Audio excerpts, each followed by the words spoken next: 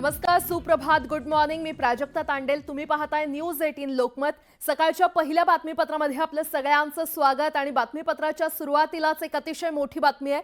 विधानसभा निवडणुकीच्या निकालात महायुतीनं दणदणीत विजय मिळवलाय आणि लवकरच सरकार स्थापन होणार आहे. पण त्याआधी मुख्यमंत्री कोण होणार याचा सस्पेन्स अजूनही कायमच आहे. याच पार्श्वभूमीवर मुख्यमंत्री एकनाथ शिंदे महत्त्वाचा निर्णय घेण्याची शक्यता आहे. मंगळवारी 26 नोव्हेंबरला विधानसभा बरखास्त होणार आहे आणि त्यामुळे एकनाथ शिंदे आज कोणता महत्त्वाचा निर्णय घेणार याकडे राजकीय वर्तुळाचं लक्ष लागलंय.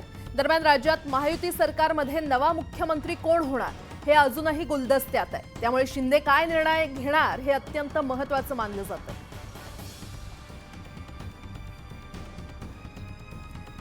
दरम्यान महायुतीच्या प्रचंड विजयानंतर आता मुख्यमंत्री कोण होणार याकडे अवघ्या राज्याचं लक्ष लागलेलं आहे. आणि मुख्यमंत्री एकनाथ शिंदेच पुन्हा मुख्यमंत्री व्हावेत यासाठी शिवसेना कार्यकर्ते आग्रही आहेत. यासाठी वर्षा निवासस्थानी शिवसेना नेते, कार्यकर्ते आणि समर्थक गर्दी करतायत. याच पार्श्वभूमीवर आता मुख्यमंत्र्यांनी ट्विट करत जनता आणि कार्यकर्त्यांना आवाहन केलंय. माझ्यावरील प्रेमापोटी काही मंडळींनी सर्वांना एकत्र जमण्याचं, मुंबईत येण्याचं आवाहन केलंय. तुमच्या या प्रेमासाठी मी अत्यंत मनापासून ऋणी आहे. मात्र अशा पद्धतीनं माझ्या समर्थनार्थ कुणीही एकत्र येऊ नये असं आवाहन मी करतोय.